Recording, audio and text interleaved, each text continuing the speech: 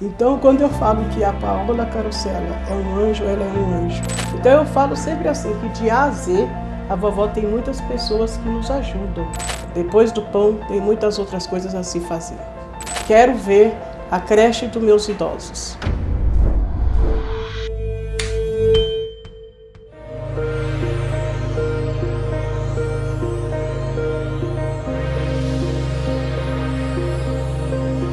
A Paola Carosella, para nós aqui no Instituto, é um anjo, foi fundamental.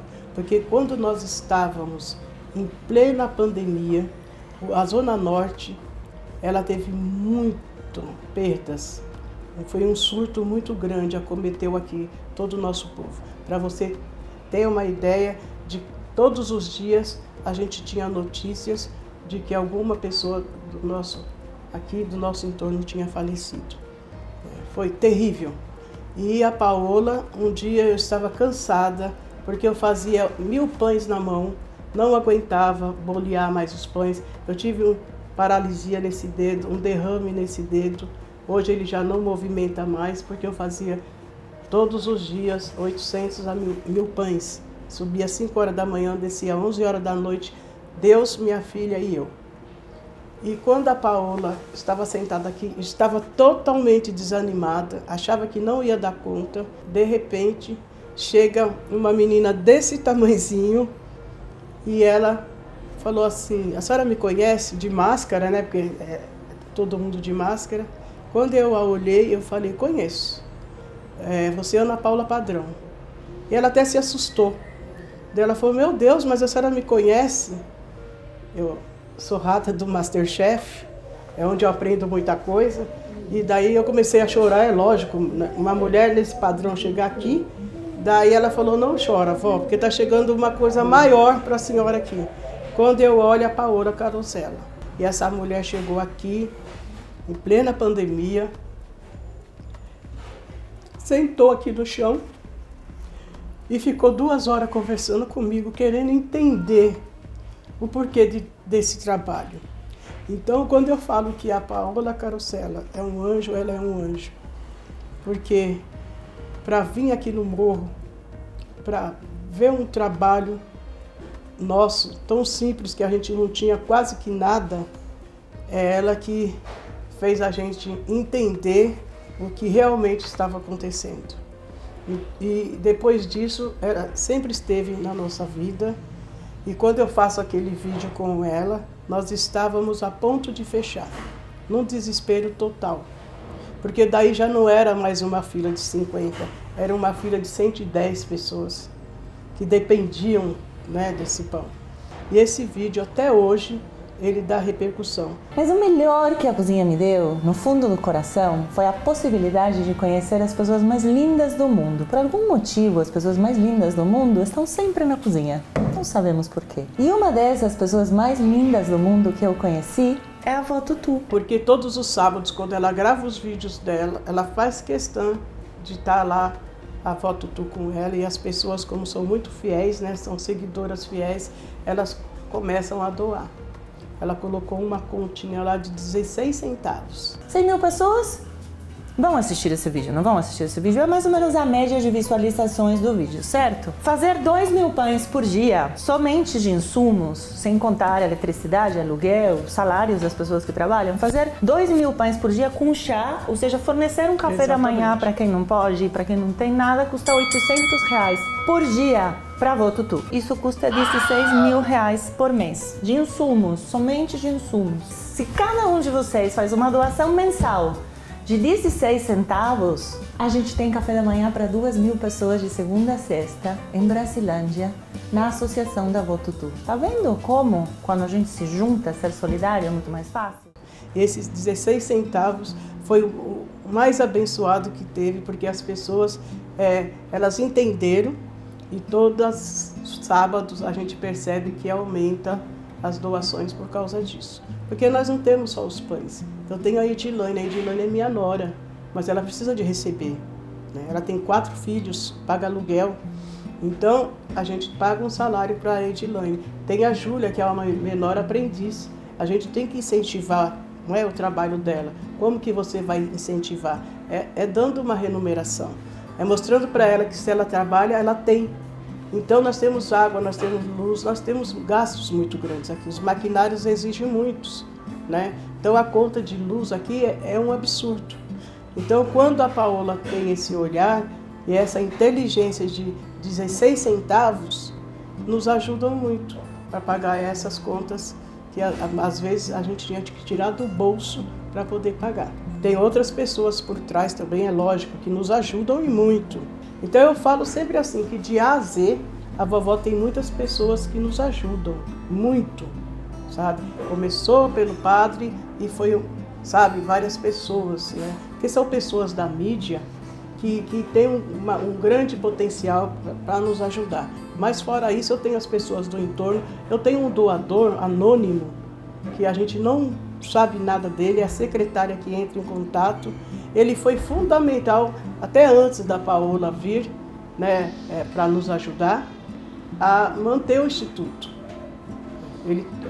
Ele faz todo mês, ele pede para a Vânia a relação de coisas que está faltando, a Vânia manda e eles nos mandam isso, desde o produto de limpeza, que a gente gasta muito, até os utensílios para fazer o pão. Então tem algumas pessoas que estão aqui nessa luta para nos ajudar. Então eu acho muito injusto eu falar nomes e esquecer, eu nunca vou me perdoar. Então eu quero agradecer a todas as pessoas que têm esse olhar pela vovó, sabe? Os que doam, os que vêm aqui, dá um abraço, os que vêm aqui, é tudo doação para a vovó, né? Mas o fundamental é que essa máquina não pare, né? Nós temos também voltado para outras coisas, não é só o pão. Hoje nós temos a obrigação de encaminhar para cursos, né? Nós temos várias parcerias, Senai, Sebrae, nós temos um curso de tecnologia, formamos sábado passado, 13 alunos, né, que fez um curso de TI avançado de 6 meses, foi maravilhoso, mas com indicação de trabalho. E cada um que sai do curso recebeu um computador, o pessoal do Itaú, os funcionários que já trabalharam lá e hoje eles desenvolvem esse trabalho, eles doaram para cada um computador. Nós vamos abrir outros, né, para que a gente possa encaminhar. Hoje não é só a fila do pão, nós temos outras prioridades. Eu tenho na parte de baixo uma salinha, que é a sala que eu tenho uma psicóloga chamada Gorete, para tratar também, isso aqui é muito importante, né, dos nossos idosos, porque eu sou idosa, eu sei o que eu passei nessa pandemia. Então você imagine o idoso que está na casa dele, que os filhos já foram embora, já casaram, e volta com a pandemia, porque perdeu o emprego, não pode pagar aluguel, eles voltam para onde? Para a casa dos pais. E essa idosa, que ela tinha lá o dinheirinho dela, que já não é grande coisa, para comprar o remédio, para alimentar, ela passa a alimentar filho, nora, ou vice-versa, e netos. Entrou um conflito muito grande. Era todos os dias idosos aqui chorando, porque sofria agressão do filho, ou da nora, ou vice-versa. Então nós tivemos a necessidade de termos essa psicóloga para fazer esse tratamento. Eu falo para você que depois do pão, esse tratamento para mim é fundamental, sabe? Então hoje nós direcionamos para as outras coisas. A gente direciona para cursos, nós temos já pessoas trabalhando, elétrica leve, mulheres que vieram fazer os cursos, né? Nós temos pessoas trabalhando no metrô aqui da Brasilândia, enfim. Hoje eu acho que a educação é fundamental. É um ponto de partida para mostrarem para eles que eles têm capacidade, porque eles estão muito desacreditados.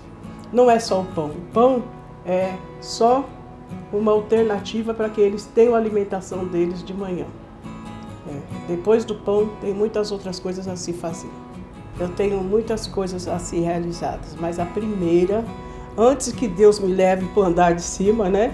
Eu quero ver a creche dos meus idosos.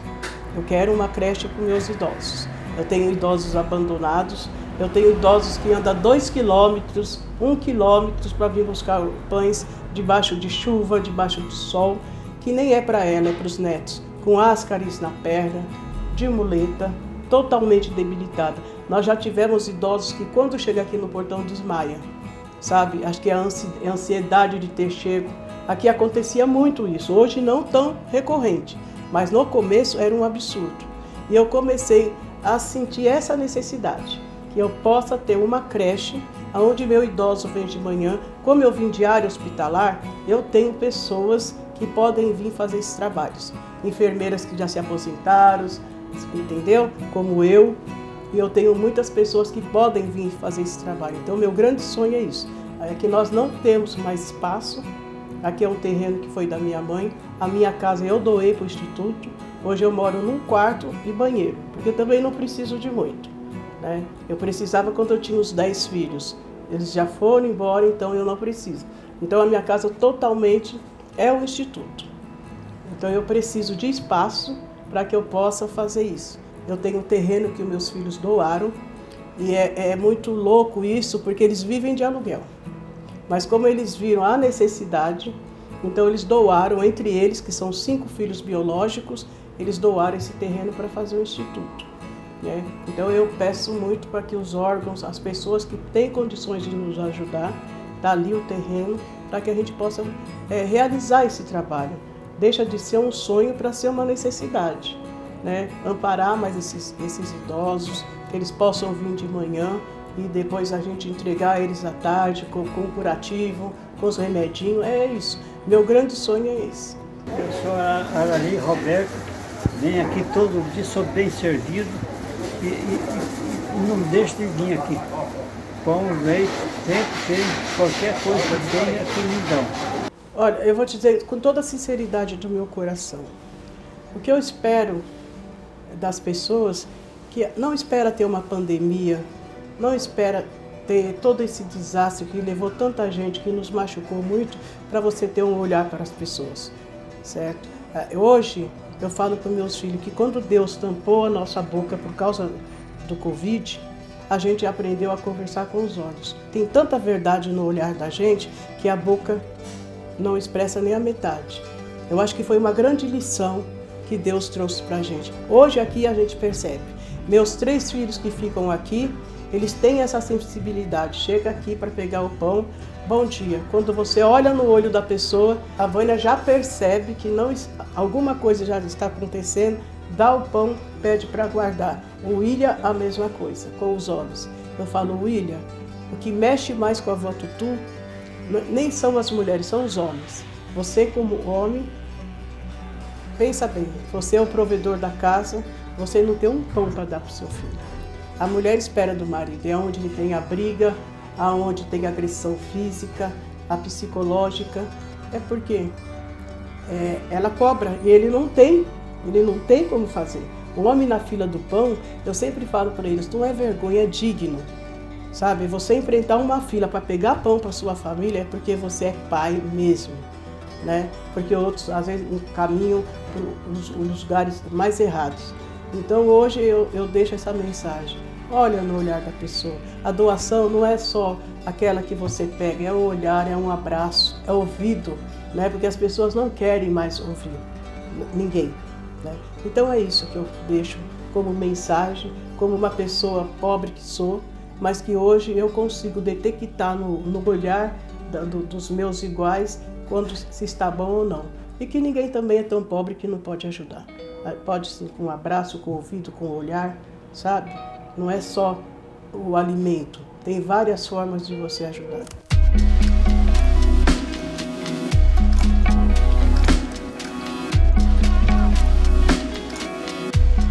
A minha filha, no desespero, porque quem faz o trabalho mais difícil é a Vânia. A Vânia que fica aqui das 7 horas até as 8 horas da noite. Se você chegar aqui 10 horas da noite, você vai encontrar. Porque o Instituto, ele trabalha diário. Porque as pessoas batem nessa porta, às vezes 10 horas da noite, e eu mostro, desceu. Eu tenho uma escada horrível para subir. E eu muitas vezes subo, porque não dá para você ouvir bater nessa porta e não subir. Porque uma pessoa que bate no Instituto 10 horas da noite é porque alguma coisa está acontecendo. Quando não, eles chamam a Vânia no portão, porque ela mora aqui do lado. Então a gente tem essa necessidade de vir acontecer. Às vezes a pessoa chega aqui, é conta de chegar aqui e passar mal porque não tem o que comer, porque está sem o que dar para a família. Então desistir para mim não. Desistir, eu nem quero pensar nessa. Ela não entra, sabe, no meu coração. A minha filha, às vezes, no desespero, ela desce: mãe, acho que a gente vai ter que parar. Porque você há de convir comigo, se chega 1 tonelada de farinha, em 10 dias nós não temos mais. Então, quando 5 dias, a gente já começa a ter aquela apreensão de que vai faltar. E é muita farinha, fora os outros ingredientes. Então, eu sempre falo para ela: Vânia, a gente não pode pensar em parar. Porque o que essas pessoas vão fazer se a gente não tiver pelo menos esse primeiro alimento para que elas possam dar sequência em outras coisas, né? Eu não quero que se torne um círculo vicioso. É por isso que hoje eu visualizo, eu dou aula, eu sempre falo, eu não sou professora, eu estou professora.